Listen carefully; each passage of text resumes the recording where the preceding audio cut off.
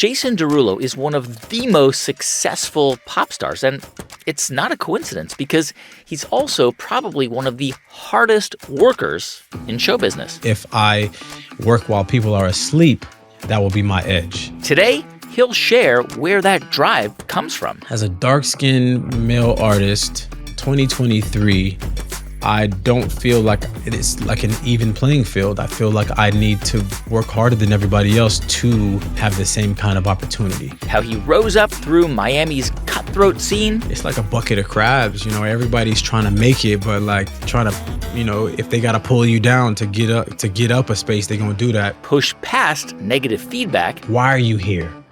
And like that hit me really hard. It was a really tough moment. And hustled his way to the top of the charts with his very first single. Man, I went to every single programmer in America. Plus, how Jason turned TikTok into the most powerful music marketing machine in the world. Like, how do I become the most likable artist? And I'll put him on the spot and he'll sing the very first song he ever wrote when he was just 8 years old. Yeah. Okay, so it went something like this. So here's my conversation with the multi-platinum recording artist, Jason Derulo. Jason, let's start. I mean, tell me a little bit. I know both your parents were Haitian immigrants and you grew up in Florida.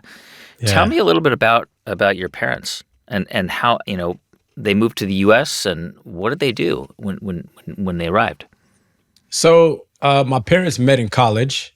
They went to a community college in Florida, and upon meeting, my dad says that as soon as he saw my mom, he knew that she was the one. Right. So it was a beautiful love story. Two kids from Haiti meeting in America and trying to, you know, find the American dream, so to speak. So when you were a kid, you spoke to them in French or in Creole or in both? When I was a kid, I only spoke French.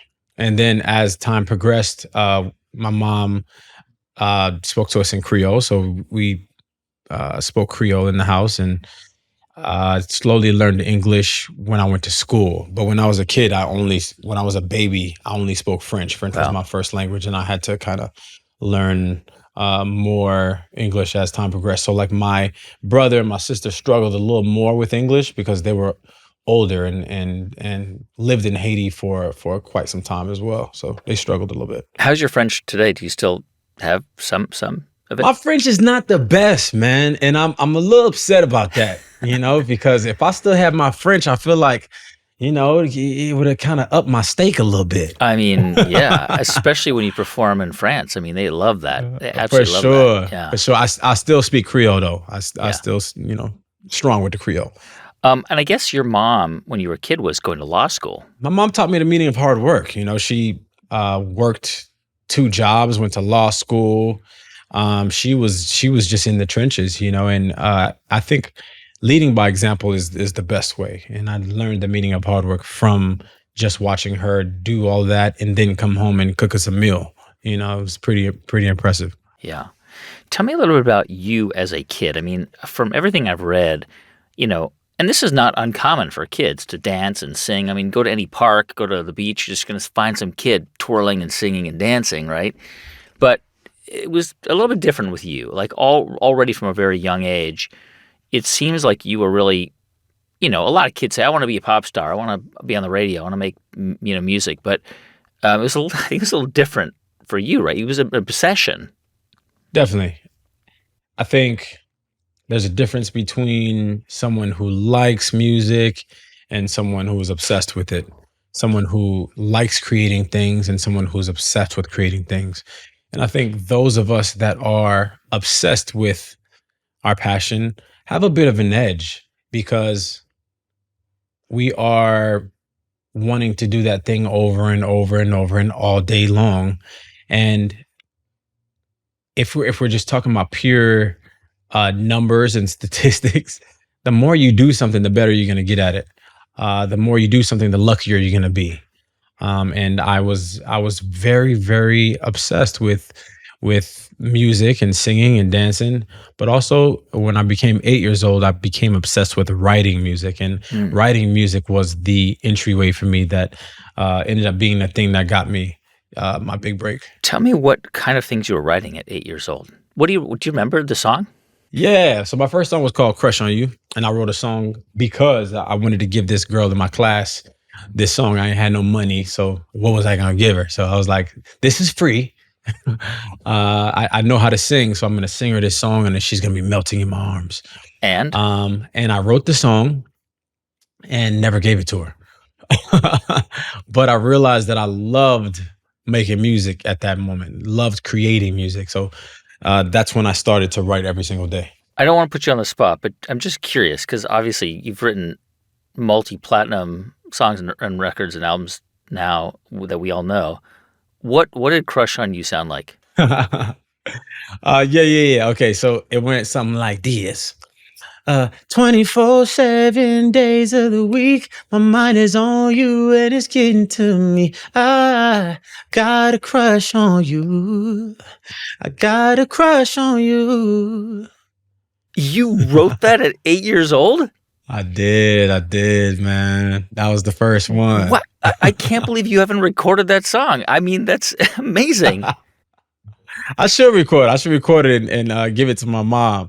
Be like, remember this? I used to sing it all the time. I mean, it's great. I mean, there's something there.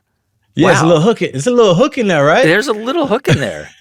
Like, that kid's got a future. So that's the. I mean, if you're writing that at 8, and I know you were really into Michael Jackson and singing and perform, like just kind of dancing, and I mean, when do you remember somebody saying to you? Maybe it was a parent, maybe it was someone who your parents knew, or a teacher who was like, "You've got something. Like you should keep at it.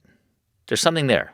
It was my aunt, my two aunts, Auntie Manush, who is my mom's eldest sister, and my Auntie Rose, who is my mom's closest sister in age. So there was 15 of them, siblings. Wow. And it was those two that came to my mom and were like, he really has something. Like, you should do something with him. And that's when my mom put me into this summer camp. And within that summer camp, the instructor there, my mom came to talk to him after and was like, like how's he doing? And he's like, he's really impressive. And she's like, well, what should I do with him? Yeah. And she's like, you should put him in performing arts schools. And I think, being in performing arts schools helped shape me because I was able to learn all these different kinds of crafts, right? From different genres to music and different forms of dance. It just really kind of helped me learn the basics, and the classics of performance in general. And these were, and from what I understand, like you started going to performing arts schools in Florida, and then I think eventually maybe in your teens you actually went to one in New York. Yeah, so I went to college in New York. I went to AMDA, American Musical and Dramatic Academy. My mom was like, you gotta give me some college. I'm like, Ma, but I ain't gonna need no college, Ma. Why am I going to college? And she's like, you have to at least give me 2 years. And I'm like, okay, I can do that. And I ended up going to school for musical theater because I felt like I could do the music that I loved, but I could also do acting as well, which I also love. So that's why I decided to do that. I'm curious. I mean, I think about your upbringing, right, and the talent that you had at such an early age. And you're in Florida, and I wonder whether you ever thought to like audition, for, to be like on a Disney show, for example, or like TV shows, or with, the work that you're doing, the singing, the dancing, going to performing arts schools. Was that something that you ever thought about? So when I was in college, it was part of the curriculum that you had to go on auditions. But then I got obsessive with that too. Then I started going on auditions every single day. And I got obsessed with it because of all the no's that I would get. I would get like a call back and then I'd be like, okay, all right. So I'll go to the call back and then like end up like not getting it. And then I just became obsessed with like, I gotta do this. I gotta get something. And then I finally got a role. It was Benny and Rent on Broadway. And ended up turning it down. Yeah. Because I was like, if I do this show, I'm gonna be on Broadway forever. I know I'm gonna get comfortable with it. I know it's gonna be great. I know it's gonna be awesome. But this is where I'll be. And I didn't see that for my future. I wanted to create music. I love creating music, Yeah. and I had to part ways with with that idea. And it was tough because being a young kid, being in college, I had zero money. Right, I was eating 4 bananas a day because each banana cost a quarter. I was making makeshift noodles. I had every kind of noodles you could possibly imagine. I used to love noodles, but I can't look at noodles anymore. Well, maybe I can now. It's been 100 years. Maybe I can have some noodles now. But like I like had those two things Yeah. more than any human should. Yeah, I mean, I'm curious about this, this idea of like really obsessively focused on music because I know that you studied Shakespeare. I mean, to become an actor, Mhm. like I know there was a point when you were a teenager where you thought, all right, I need to learn acting as Yep. well, and it was probably because you were exposed to all these different kinds of kids at your performing arts schools, and Hmm. you studied acting. I mean, you did, you sort of dove deep into Shakespeare, and that it sounds like it sounds like there was maybe a part of you that wanted to be an actor, but really you were kind of it was about music. It was acting was maybe I don't know maybe something you were pursuing just to I don't know to get better at the other things you were doing. Yeah, why? I love performance, man. I, Yeah, I love entertainment and I love all facets of it. And I think it's just a part of who I am, right? Just being on stage in general. I started acting in high school and fell in love with it. And that's why I was like, I should try to, fit that within my next phase, which was this college that I had to go to for 2 years.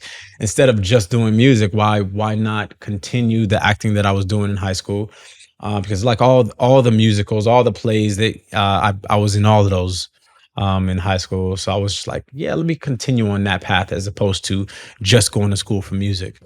And yeah, I still see it in my near future. I love acting, I love creating, you've been but I in think, a bunch of movies too.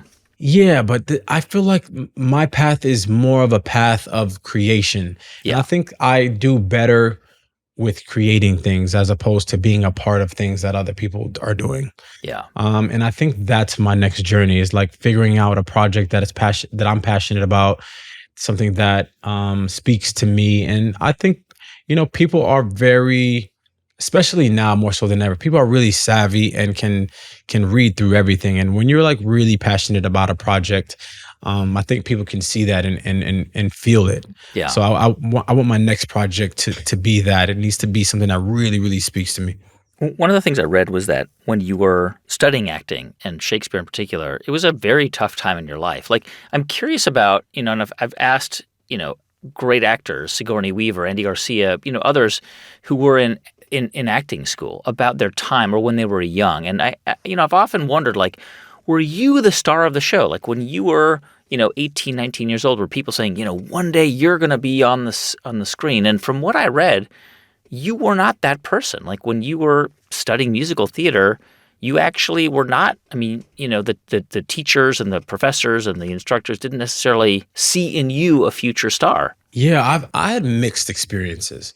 I had enough positive lights to keep me going, but I Yeah. also had very crazy things said to me that could deter anybody from doing what they want to do. But I had just enough positivity in my life to know that's like I can continue with this. And I think that's what people should search for. They should search for, the positive things and not focus on what the negative things are. Yeah. Because I think far too often people are abandoning their dreams way, way, way too soon.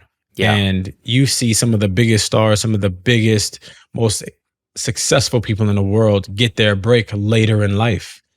So it's really, really never too late. But you got to search for the positive things and not dwell into the negative. I mean, because I've heard a lot of negativity, for sure. Yeah. I mean, to that point, I think that's exactly right. That it's particularly when you're showered with negativity, you have to find like those pockets of positivity, right?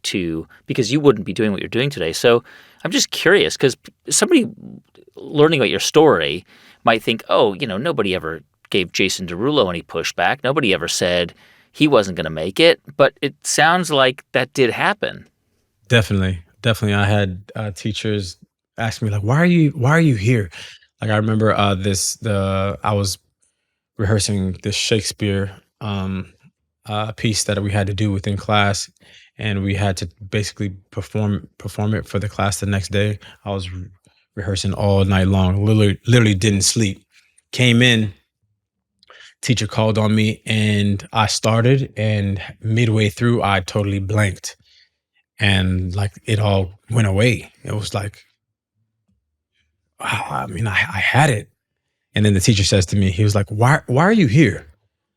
Like you're never gonna be anything. I mean, the fact that you come in here and you don't know it, you're lazy, you're not doing the work. Like, why are you here? And like that hit me really hard. It was a really tough moment, especially since I had been rehearsing that whole night, and still didn't get it. You know. But I've had stories like that time and time again where it's negative words could have tore me down, but I feel like they built me up a little bit, Yeah. In the teardown, and built me up. Yeah, I mean, I wonder if you hadn't been in New York City, even though that performing arts school didn't work out. I think being in New York probably was transformed your life, because that's really how you started to build your career, right? Like how you met musicians. And I think you were just like 17 years old when you wrote the song Bossy Oh yeah, for Birdman, and that actually became a hit for him. yeah, for sure. It was, man, it was a crazy world that I lived in. I mean, being in Miami, I felt like Miami, it's like a bucket of crabs. Everybody's trying to make it, but like trying to, if they got to pull you down to get up a space, they're gonna do that. And I had to try to find my way. And I tried so many different ways. I mean, I would go out and pass my CDs out in the street. I would go to different clubs. I was in the strip clubs trying to get the DJ to play my music. Wow. Definitely underage, trying to get in to like just reach the DJ. Like, can you play it? Can you play this? Can you play this? Try to slip the security like a little money. Like, I just want to get my song played, man. I just want to get my song played. So I've really been through this circuit, man, and it was by any means necessary. I was going to try every single thing. And what worked for me to even make music, I had to pose as a songwriter and be like, "Hey, can we just try to pitch some records, to other people?" Because when I went in and I was like, "I'm an artist," producers are like, "I ain't trying to work with no new artist right now. I'm trying to get paid. Yeah. I ain't trying to work with nobody new." But as when I came in as like a songwriter, I'm like, "Hey, let's go pitch to this person or this person." People were more receptive of that, and I was just like, "Oh, I'm gonna take these songs and put it on my demo, and then hopefully somebody will notice me." And oddly enough, those songs started to get placed with different artists, Yeah. and that's kind of what propelled me. I mean, it's an amazing. I mean, right? It's like the similar story with Charlie Puth, who started out as a songwriter, writing pieces for other people, and that was what he was going to do. And that for you was the only way you could break through, like because, as you say, producers and others were like, "Yeah, I don't have time for you right now," or "Yeah, take a number. There's a million people trying to audition or try to break through." But you could break through as a songwriter. You could write songs. And how did you get? I mean, how did you get songs in front of artists like I mean, because you started to get some attention. I mean, Diddy and Lil Wayne and others. I mean, how did those songs even get in front of those artists?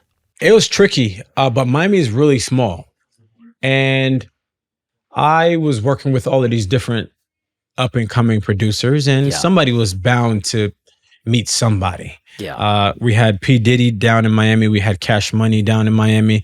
We had Timbaland and his crew down in Miami. So there was quite a bit of like music energy in Miami at that time.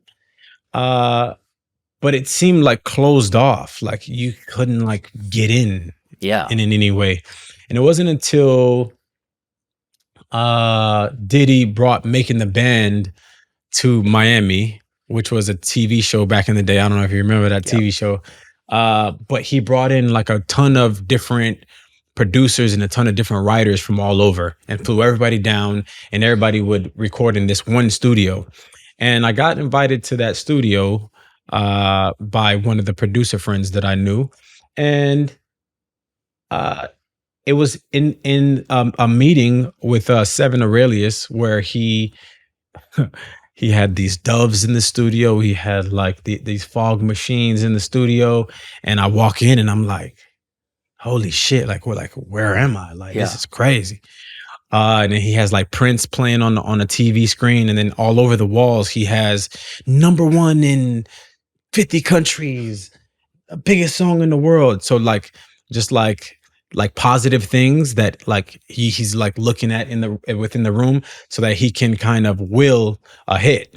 And I thought it was really interesting. But as a 16, 17-year-old kid, I'm like, holy shit, like what the fuck did I just walk into? And he sits me down. He's like, listen, I'm gonna give you a chance. You just have to write a song to this beat right here. So I take the boombox, and he's like, go sit over there. He comes back like 10 minutes later, and he's like, what you got? And I'm like, it's only been 10 minutes. I got this hook. And he was like, sing it for me. And I sing him the hook, and he's like, all right, come in the studio, meet Cassie. Wow. And I'm like, holy shit, I get to meet Cassie. This is lit. And that was like one of the first like real kind of opportunities that I got within the music industry. And Wow. Seven Aurelius gave me a chance, and from there, it just snowballed, and I just started to work with different artists. How did you end up meeting 𝐥𝐢𝐤𝐞, who you would end up sort of signing a deal with? He was a label producer and executive, and Yeah, How did you meet him? man, through MySpace. Wow. was the social media king back in the day. You were just putting your own music up on MySpace. Yeah, and his brother found my page, didn't tell JR anything about it. He just started to communicate with me, and started to send me beats. And he wasn't necessarily interested in me as an artist. He was interested in me as a songwriter, because he liked the songs on my page. And I don't know that they were necessarily looking for any other artists. They had Yeah. Sean Kingston, who had been putting out hit songs, and they were looking for songs for him. And eventually, I think like about a year and a half, 2 years later, after I had been sending them record after record after record, they flew me out to LA to potentially sign as a songwriter. I get in the studio with JR instantly. We make 7 songs that night, and he's like, holy shit, man, like you should be an artist. Wow. And I was like, yeah, that's what I've been trying to do this whole time. And we locked in. I was in the studio every single day, working on ideas. He had beats for days, and I had song ideas for days. So I would literally be in the studio, just me and my cousin. My cousin recorded me. It was a studio the size of a box. So like it wasn't straight to the glamorous life. Like it was Right. still a studio. It was a very nice studio. It's a studio called Chalice Studios, which is a top tier studio in LA. But within that studio, there's like this little box in there that's like the size of a not even a walk-in closet. It's like really, really tiny. But I was happy to be there. I just got to be in the energy of that place. And like I would walk out, and like Justin Timberlake would be there. Like I'll walk out and it's just like see Timberland or something. It was like a crazy kind of energy. But that was like the beginning. It was like the genesis, the start of something brand new. Yeah. And the first songs that I was actually writing for other people, which were like Whatcha Say and a song called Replay. I was trying to pitch those to Sean Kingston and his label, Wow. and they turned those songs down. Whatcha Say became my first single, which was a #1 song all over the world. Yeah. And then Replay ended up going to 𝐤𝐤𝐬, which was also a #1 song all over the world. But those were like the first kind of records that I thought would have been placed. Whatcha Say released in May of 2009. 2009 becomes #1. And I read 𝐥𝐢𝐤𝐞, he was asked about you, and it may have been a couple of years ago when he was asked, what was it about Jason that really gave you a sense of what he could be? And he said, I've never seen anybody with such an intense work ethic, that you just had this ability to go in and really, grind out the work. And I'm curious from your perspective, and you may not be able to answer this question because sometimes you just don't know, but where do you think that comes from, that ambition, that drive to go in and just really crank out the work? I've always just been I feel like I've just always had to work really hard to make things happen, to just win.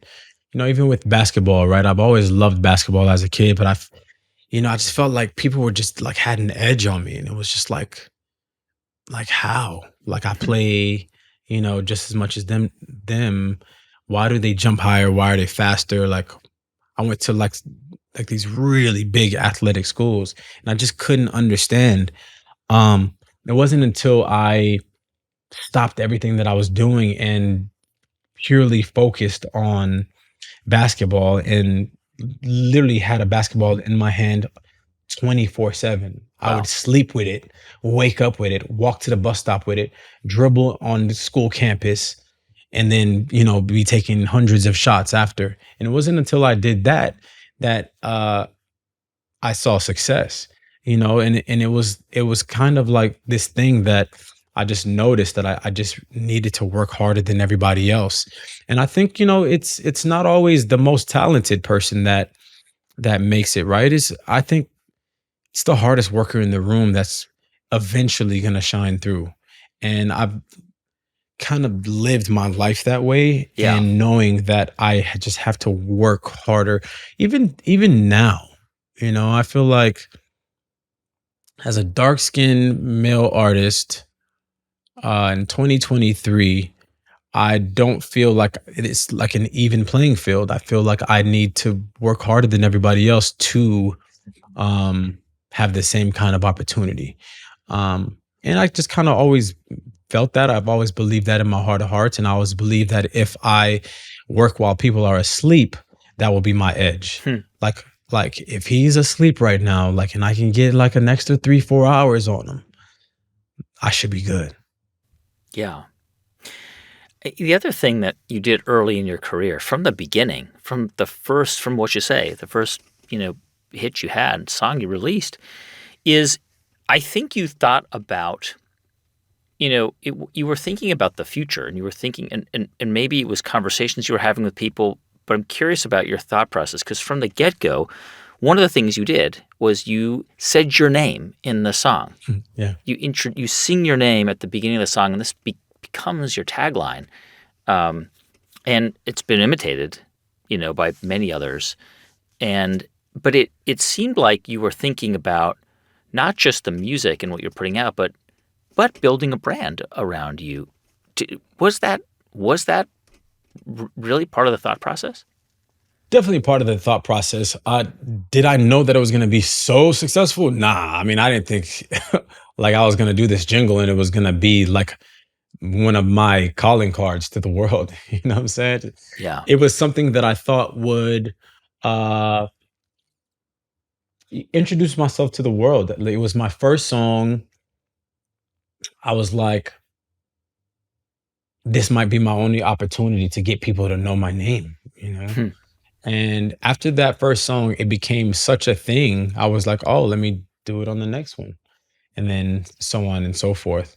And it became almost like a gimmick, and I would go on the VMAs and like people would want me to sing my name, and then like they would like want to do skits about me singing my name. And then that's when I was just like, man, I'm done with this. So I retired it. Yeah. And then it wasn't until the pandemic where there was a petition put out to like for me to bring it back. And the Yeah. first time that I brought it back was Savage Love. Yep. And I was like, yeah, this is my thing. I want to live in it and own it. And I think it's my thing. I think it's like my it's part of my identity. Yeah. No, and it's I mean it's exactly it's part of your identity and your signature. With Hmm. that song, with What You Say, I mean there are today it's different because song came out in 2009, but I think today something like 50,000 songs are uploaded to Spotify. It's really hard to break through, and we'll talk about this later on because I want to talk to you about social media. But back in 2009, when it was still the radio was make or break, Hmm. how did you guys break that song? I mean, how did you go from being totally unknown to having a number one song? Man, I went to every single programmer in America, in every little butt crack of America that you could possibly think about. um, performed on top of trucks for radio stations. I performed, in small clubs. I performed in bars on top of bars. I performed everywhere you can possibly imagine in every Wow. location in the United States, and I've been to every single state that year, and that continued, and I did the same thing across the world, and went to all of the biggest markets across the world and shook hands and kissed 17 million babies. Wow. And I really put in the work that would give me the benefit of the doubt. So if it was my song and another song and they were equally as good, they would choose mine because I had a relationship with them. And sent Merry Christmases, I sent Happy New Year's, Wow. and I would have them labeled. I never really talked about this. This is a really good question. I would have them labeled, so they're called program directors, the Yep. people who decide what is played on their radio station. And I would have PD next to each programmer's name, and they would all be lined up. And I would go down the list and say Happy New Year, Happy New Year, Happy New Year, Happy New Year to every single program director in my phone. You would send a text. Yeah. Okay. And they would have my personal number. And that I think that gave me Wow. just the benefit of the doubt. You know what I'm saying? It's like you can't you're never gonna make a non-hit a hit by having good relationships. Still, it needs to be a hit. Yeah. But what I wanted to have is like if you got me and you got somebody else that we're on kind of like the even playing field, and it could kind of go either way, you're gonna choose your boy. Wow. It's just a human element. It's amazing. It's an amazing story because I mean, of course, the product has to be good. It's like any product. It's like Yeah. being an entrepreneur, right? Or starting anything. You have Yeah. to have something people like. That's the baseline. But there might be 4 or 5 possibilities of things people like. And so you Hmm. need to get it out in front of people. And the story that you just told is, I mean, it's incredible because you really have to do the work. You had to do the work to make that happen.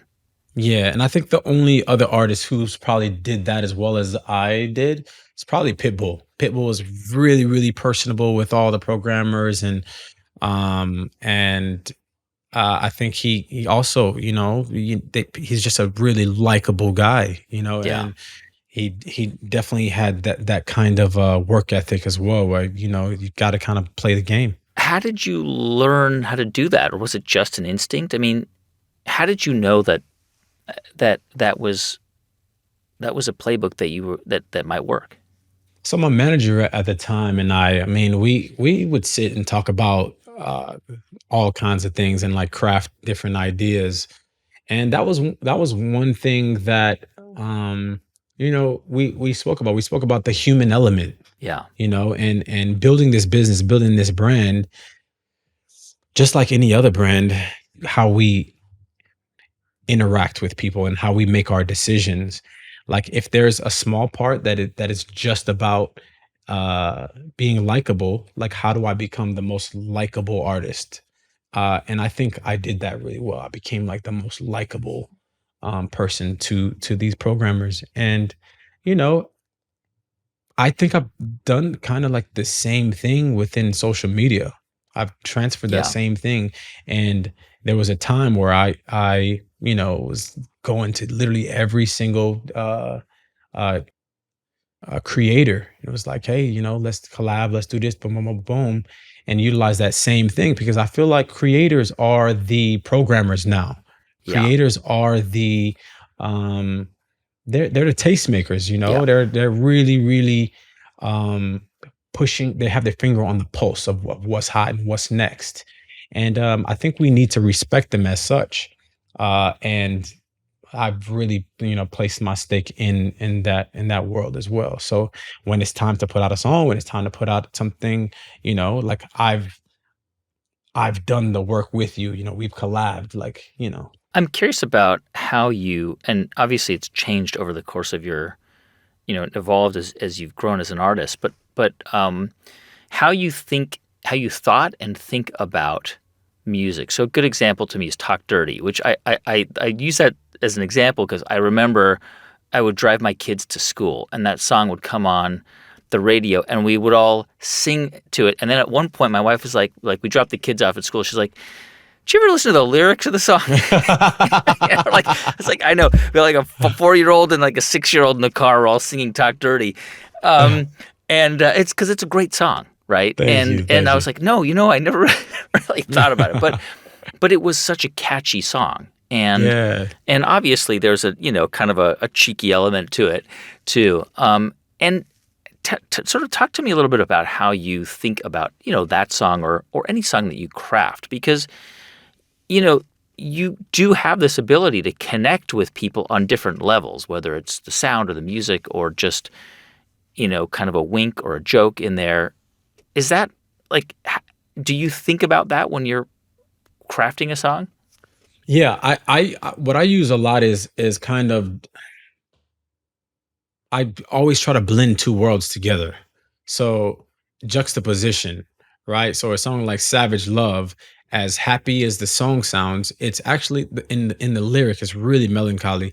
Like this girl just performed it on The Voice in Australia. I'm a judge on The Voice in Australia, and uh, her performance went viral because she performed Savage Love in a way that the lyric actually is. It's like it's a very kind of heart piercing lyric, Yeah. but over the have super happy beat. I think it's those the clash of worlds is what makes the magic.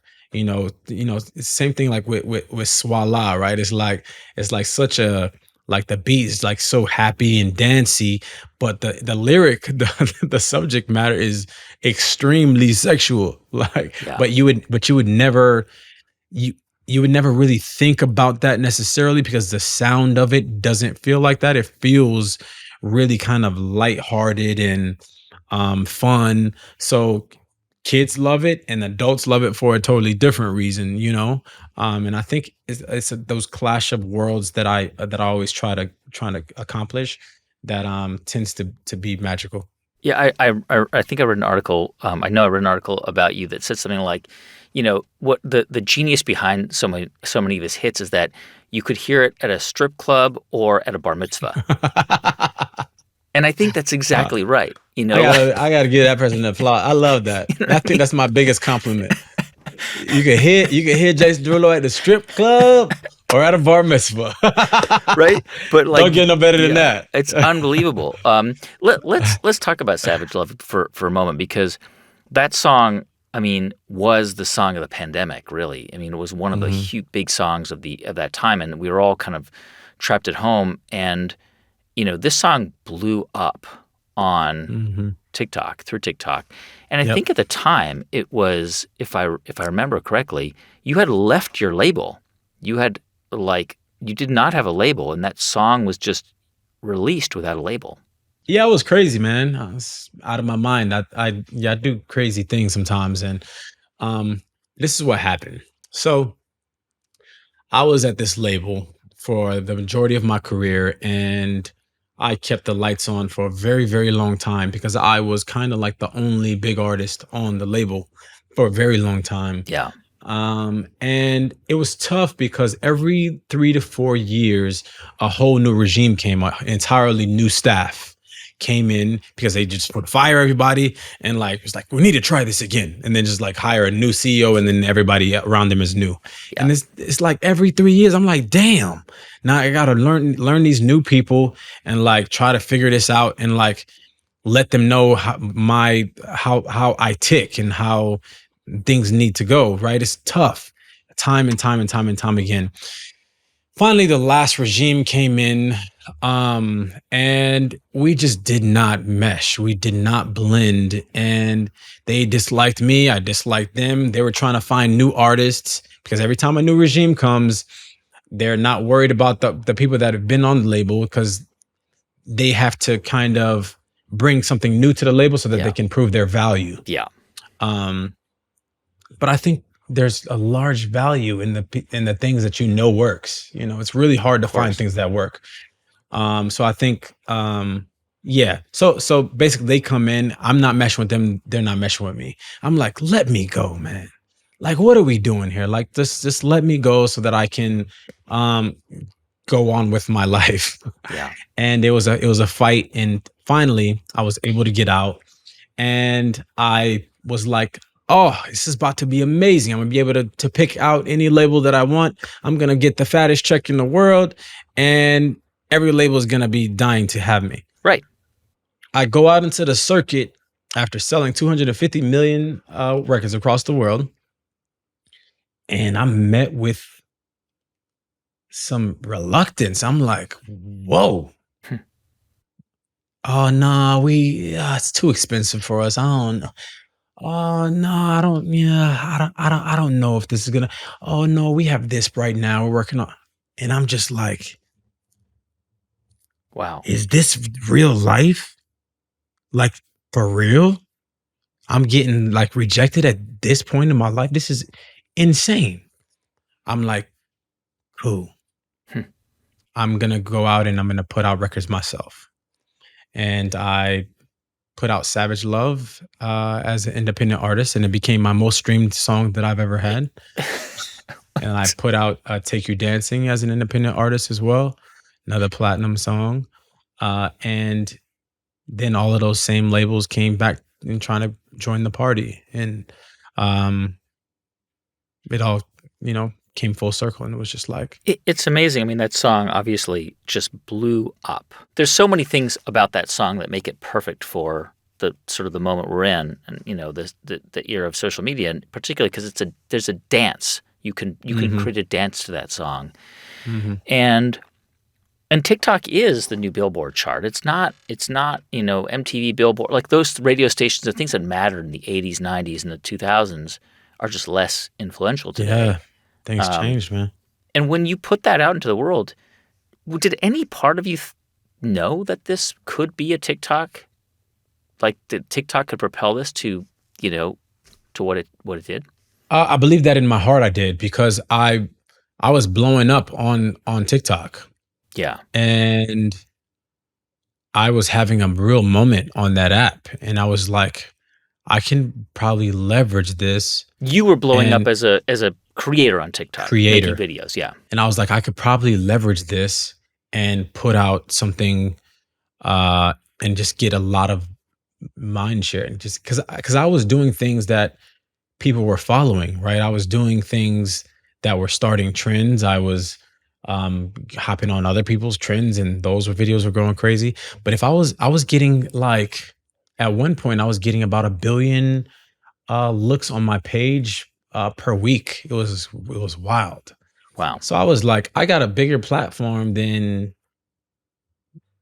anybody. Like, I can put out a song and myself, and like, let's see what happens. So I did that, and it was cool, but I was like, I got to do something else. Like, it can't just be me. So I started to go to all of these different creators' houses, and I would like, hey, you want to do a collab? Hey, you want to do a collab? Cool. You want to do a collab? And it's through doing that I feel like the spread started to happen. Wow. Because this was the first time that a music artist of my stature came together with influencers. Nobody's ever done that. Like nobody has ever come Wow. come down, so to speak. Of course, I know now it's not coming down because they are equally as important and equally as talented in different ways. But this was the first time that uh, those two worlds kind of meshed. And I think, it kind of changed the scope of of the music industry, and it Yeah. changed the way that labels think. It changed the way that artists even think. I remember people thinking I was crazy for being on TikTok. It's like, oh my God, like why is he on TikTok? Like Hmm. he's so cringe. Like what like he's on TikTok? Like what? That's for kids. And then I just watched the world like come around. Wow. And it's like, okay, yeah, I see it starting to happen now. But the kids that were 13, became 18 very quickly. I mean, it's the same story that you told about What You Say, going to the program director to program director. Now it's going to creator and just developing relationships with them. And obviously, you had a great product, which was Savage Love. And And I talk about this in my book too. It's yeah, it's it's crazy how the same kind of strategies work within music and on social media and in business. They all kind of they just it just works, because human if you we all have the same kind of ideals, and I don't know, it's interchangeable. I think you are like in the top 15 biggest TikTok accounts in the world. And you were Mhm. in there early. And there's lots of celebrities who have social media accounts. And just by virtue of being a celebrity, they might have a million or more followers. But you really leaned into it, and especially in TikTok. I mean, and what was it about TikTok that you thought, this is a way for me to actually, I mean, obviously to build your own audience, direct connection with your audience, but you were doing it before, as you say, other people got into it and they were saying, "Oh, this is cringy. Why is this guy doing it?" But what was your instinct about it? How did It's you seem to know? it's so crazy to see like the same people that called it cringe, like post on the app every single day. It's like it's really a wild journey. But that being said, I saw my nieces and nephews obsessed with this app called Musically. TikTok was Yeah. called Musically first, and I got on this Musically app, and it was my marketing director at the time. He was like, "Get on this app Musically. Uh, we're gonna do a campaign with them for your song Get Ugly." I was like, "All right, cool." Got on the app and basically just promoted my music. And I started to like see my nieces and nephews on it as well. I was like, you guys like this app?" And they're like, "Yeah." I'm like, "Why? Like all you do on it is like lip sync. Like, how is that cool? Like, why do you like that?" It was like, "That's cool. Like, we love it. It's Yeah. awesome." And I was like, "Okay." So I started to try to post like a thing or two, and it was received decently well. And I was like, "Okay, this it's not bad. There's an audience on this app, so I should try to maybe cultivate that." I had that in my mind, but didn't cultivate it. Right? I just kind of left that app alone, and it wasn't until the pandemic hit where I was like, "I'm gonna focus on social media." Hmm. I've been so bad at social media my entire career, and it's literally the only thing I feel like it's missing. I sold all these records, but sometimes people don't know who I am, which is Yeah. crazy. Like there's something missing, something is not connecting, and I think it's social media. And I've just always sucked at it. I just never Yeah. had a thing. So I was like, I got time. I'm gonna figure this shit out. And I started to post a ton of musicallys. Um, and it became TikTok. And then I started to post more TikToks. And then it wasn't until I started to post about 6 times a day that the fire started to like really, really kind of go, because I was able to kind of figure out what people liked and what they didn't like. I was like, oh, okay, you guys like that? All right. Yeah. You're not fucking with this one. All right, got it. So I'm going to do more content like that and less like this. And then in posting 6 times a day, you become a little less worried about what people are thinking, Yeah. because I have it's a number in my mind, as opposed to me caring about what the content is. I have to get to my number 6 number. Right. So the content seemed a little more carefree and a little more me and a little more just like I don't care. And I think that read really well, as opposed to me trying to contrive, like, this is me looking good on a photo. Yeah. This is me in Italy. This is Right. me in Japan. And that's how I kind of always treated social media Yeah. before, Yeah. but now it's just posting freely. And Just that's kind of how it happened. just whatever was going on at that moment, you would just do a video of yourself. Yeah.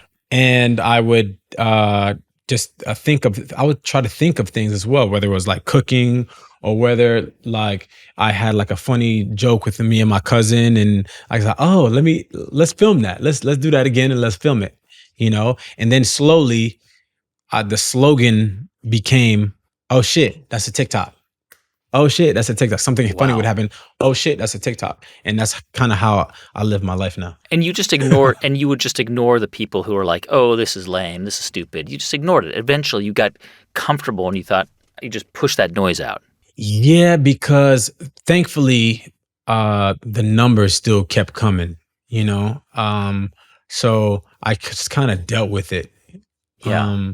But yeah, I mean, it's always frustrating when you're getting negativity, I'm not bulletproof, right? Yeah. But Of course. I just kind of tried to turn the blinders on and just like Yeah. stay the course, and then like eventually it'll work itself out.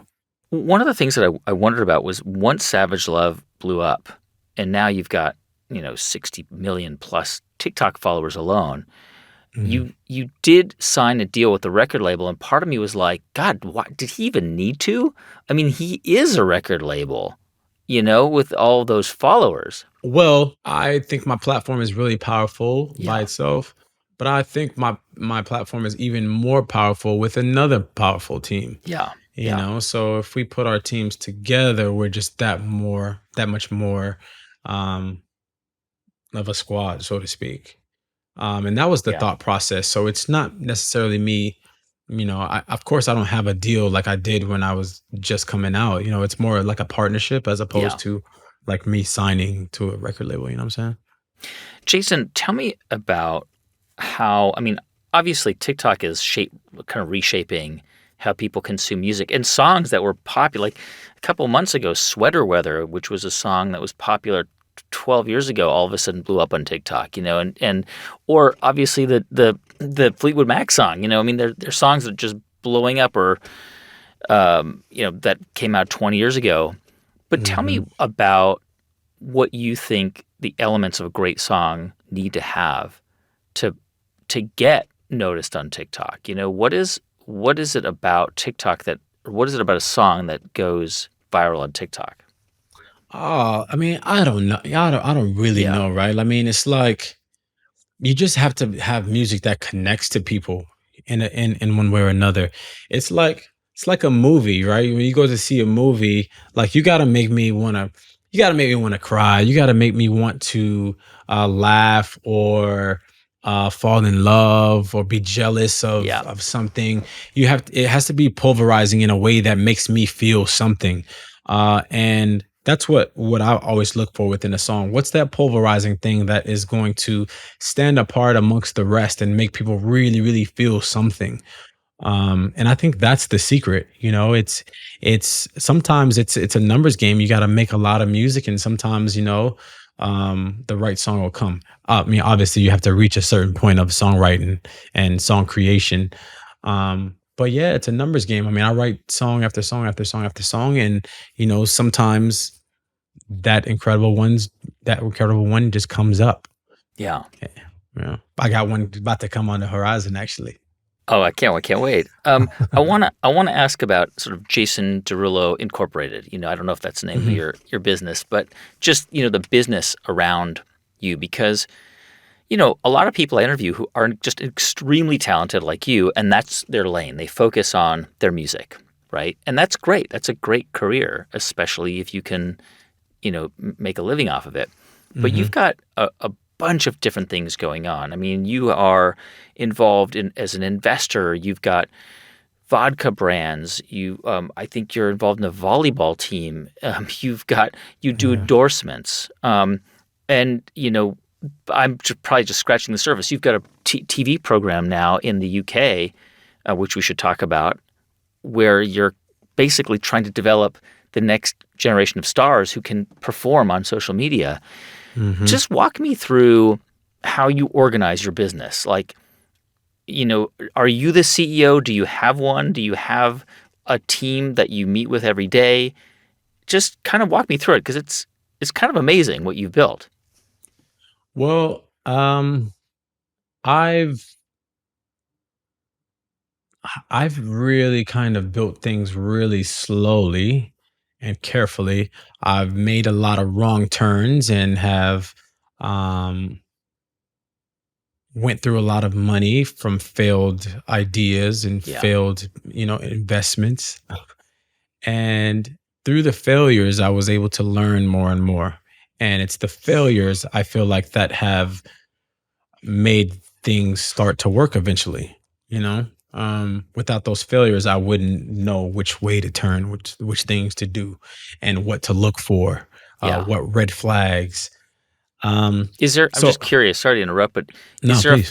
is there a failure you're comfortable kind of talking Yeah, about?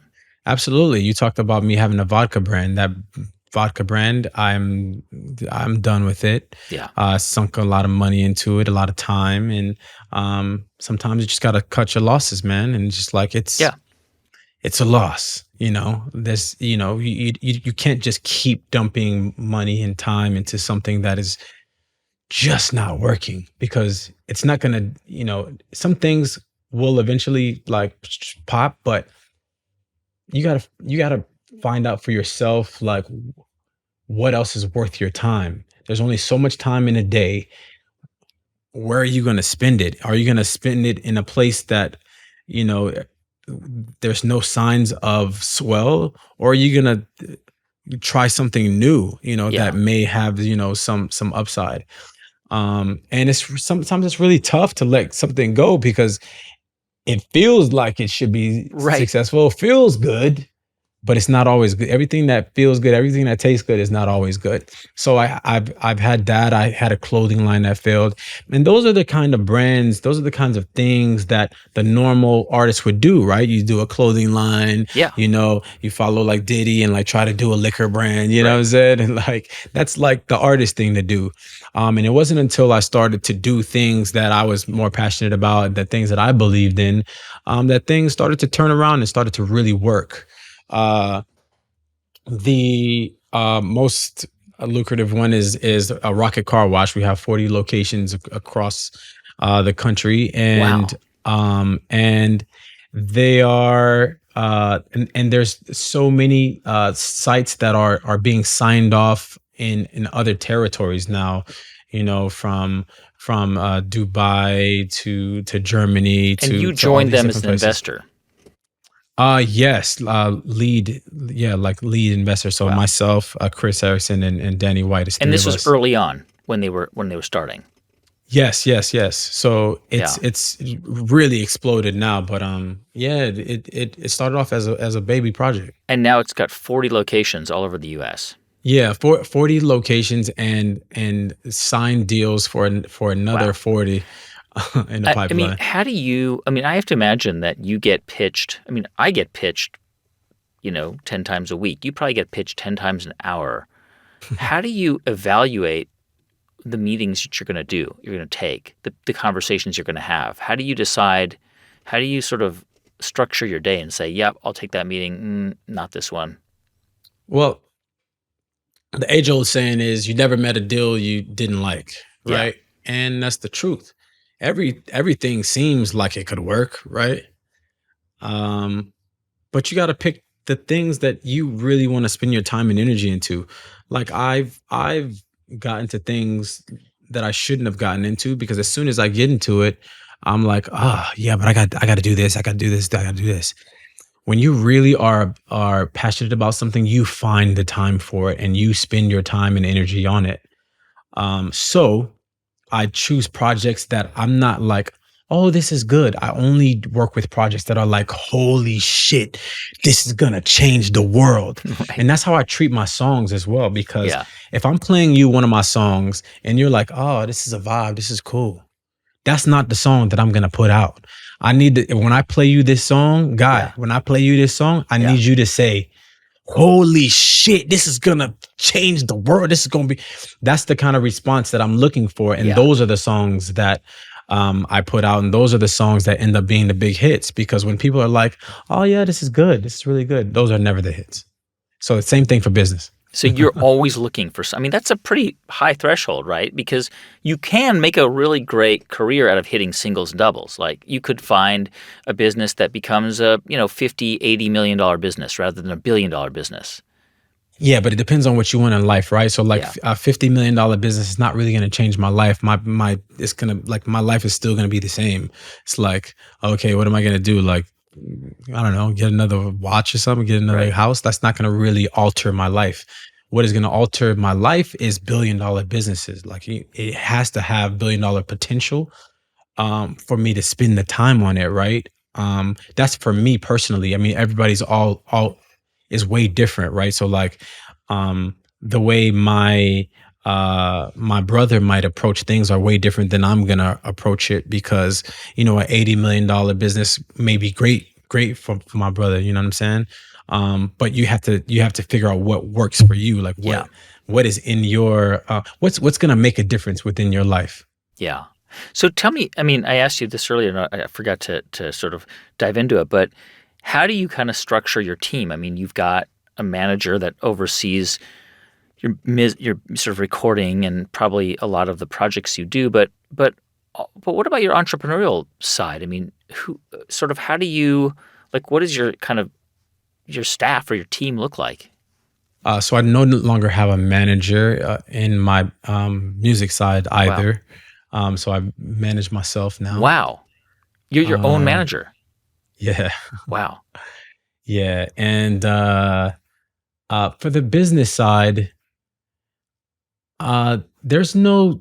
I mean, I'm the CEO of that as well, Yeah. and I really just try to squeeze every moment out of every day. Just try to get you know what I'm saying? Like when I go to bed, like I really like, okay, I did all that I could do today. You know what I'm Yeah. saying? And I yeah, just squeezing every ounce out of every day. I mean, it's really tough, but it's rewarding because as you start to see things grow, as you start to see things flourish, you're like, oh, like I did that.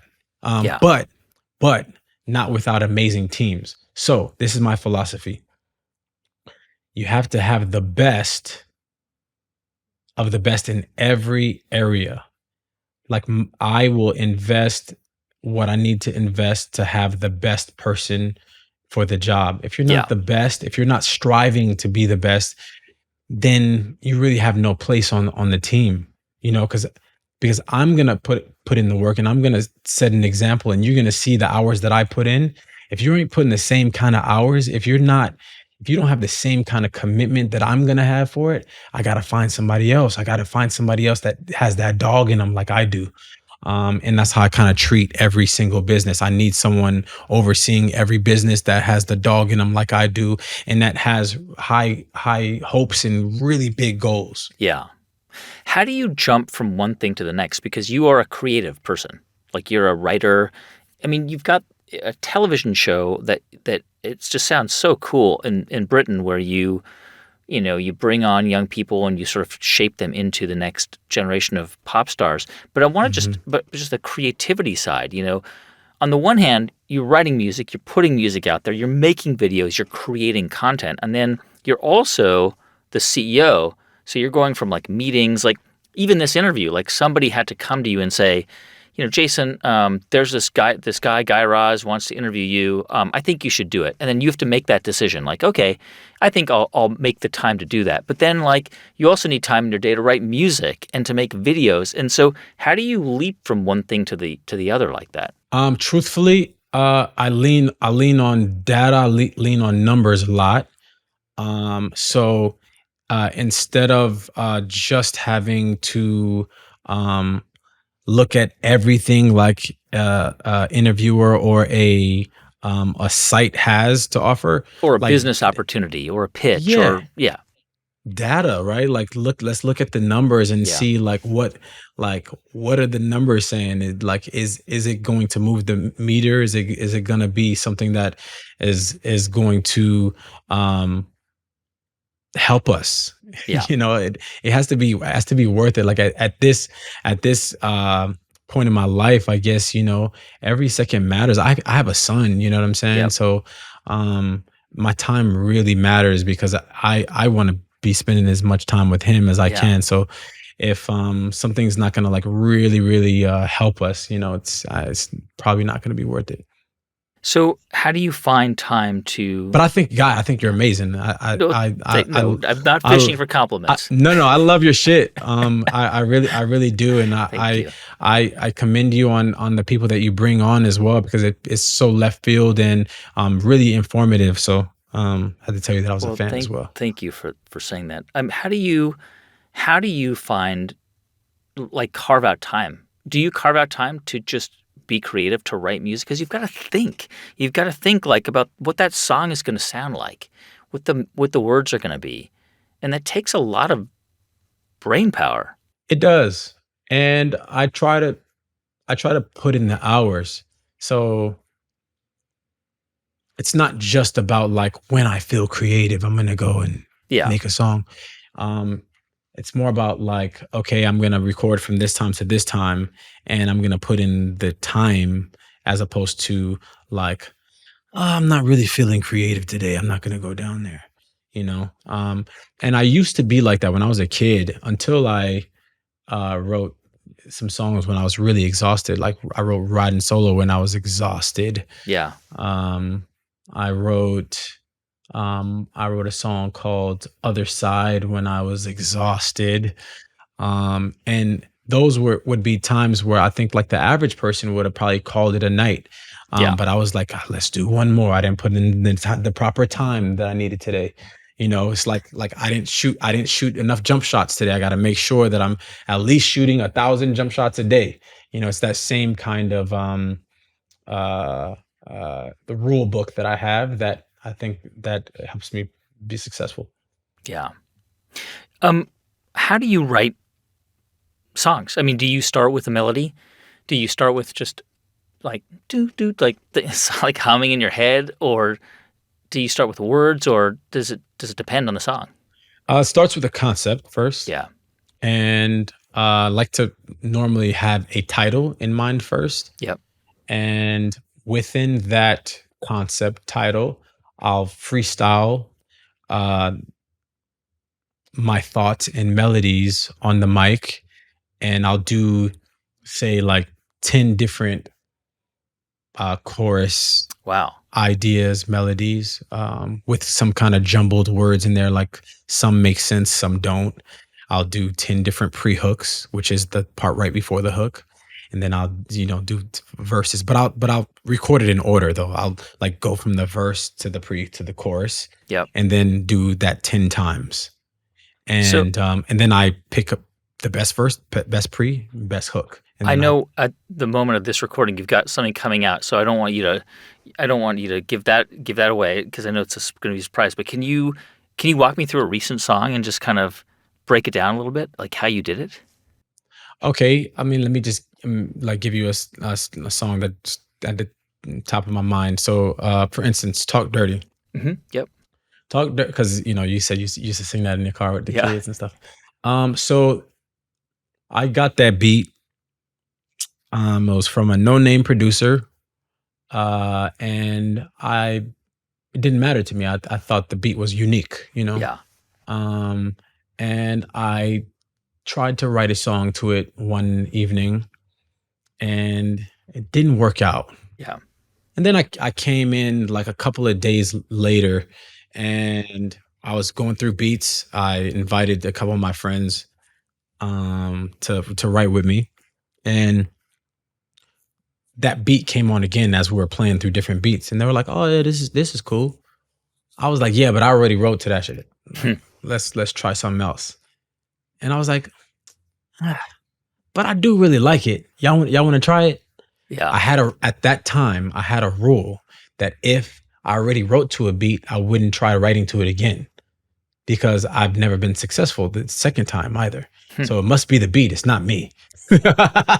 um, but that song proves me wrong. You know, I took another crack at it on a different day, and uh, we started with the melody for the verse and the pre's first. Like I said, I did 10 melodies of the verse, 10 melodies of the pre. And this song had like a pre as well. So it had like a kind of hook right before. So the verse is I'm that flight that you get on, international, a first class seat on my lap, girl. So before it had words, it would sound like this. Down that flight that you get on, that girl. I don't know. So like literally no words, Yeah. right? Yeah. Yeah. And then we would go back and then decipher, right? But we couldn't figure out what like the tag was. This was like a song that we didn't start with the title first. Hmm. And it was just like racking our brains, like trying to figure out different melodies to go on this horn. But the horn was just like, it was just like filling so much space. And it was like, damn, like maybe this beat isn't right because like how are we supposed to sing to that horn? It's like what am I supposed to sing with that? Am I supposed to sing this girl is another you know what I'm saying? Right. It's just like fighting. So I was like, what if we just like bring it like way down and then like, you know, after like having like a big pre, instead of going even higher, maybe we just bring this down and then just say something. Talk dirty to me. And Wow. then that was when the magic happened, when we let the horn live and just have like a tag that really just kind of spoke and kind of just allowed the horn to be the hook. Yeah. And have a pulverizing enough title that all I had to do was say it. But it had to be the right words. Like it couldn't have just been anything. It had to be the right thing. Hearing you talk about that and tell that story, it's so clear that you love this process. You love just all of the elements and all the components that go into crafting a song. Absolutely. Nah, I'm obsessed with it. It's my favorite thing to do in the world is to create something from that. And how collaborative is it? I mean, when you're working on music now, obviously you're the center of it, but I mean, how do you collaborate with other people who also have input in the song? I'm kind of like the band leader, you know, with my music. And I'm really blessed, and then I've just, you know, come across like really talented people as well. And it's my favorite thing to do to kind of, it's like playing pickup basketball with your friends, you know. I love having talented people in the room and bouncing ideas. But my most frequent collaborator is my cousin, and like I taught him how to write songs about 5 years ago, and now he's like a really valuable piece to the puzzle, you know. He like brings an element to it, and his mind is different to the way that my mind thinks, so it works really well. But in general, I think the process is really collaborative with me kind of steering the ship. I like other people to like bring in different melodies. Like I'll go in the booth and do melodies, and I was like, yeah, yo, why don't you go try like a couple melodies, you know? And then we'll just like pick the best parts. You know, at the end of the day, I just want the best product. It doesn't matter who it comes from, where it comes from. If a random person walks in the room and has an amazing idea, I'll gladly take that idea. Guy, if you got any amazing ideas, I will send them your way. Send them to your boy. Send them your way. Jason, when you think about where you want to be, I mean, you've got all these projects going on and you're doing all these cool different things. You mentioned Diddy. He's 20 years older than you and obviously hugely successful as an artist, a producer, and an entrepreneur. Where do you want to be when you're his age, when you're in your 50s?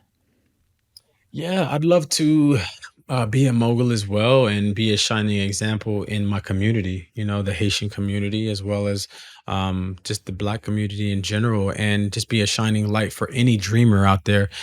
Because I come from very humble beginnings, and where I am today is not necessarily, uh, it's not the norm. It's like not in the realm of reality from, a Haitian kid, a dark skinned Haitian kid from Miami, Um, so I just believe that everybody should really just follow their passion and lead with passion, and money will follow. I think a lot of times we are all so asphyxiated with money and things, um and trying to figure out things that's going to get us paid, but like, Yeah. the secret to life, man, is trying to find the joy in it, in every day. Like, where does the joy come from? And if you can live your life like that, that's the happiest version. Because I mean, take it from a person that's just had a lot. My favorite moments are still the moments that don't really cost anything. Yeah. It doesn't cost anything for me to be in the studio and make music. I mean, so to speak. Yeah. You know what I mean? Like, I can just have a laptop and a microphone, and I'm good, Like, Yeah. it doesn't really cost anything. Or It probably doesn't time with really your son. time with my son doesn't cost anything. It's like those are my favorite moments, right? It's not the cars that I have, it's not the things that I'm able to buy. Those are not my favorite things. Yeah. Jason, thanks so much for joining us. Nah, it's my pleasure, God. Thank you so much for having me, brother. Thanks for watching my conversation with Jason Derulo, who, by the way, has his own new podcast as well. You can learn more about that podcast and find clips to Jason's music and videos at our website, thegreatcreators.com/Derulo. Thanks for watching, and I'll see you right back here next week.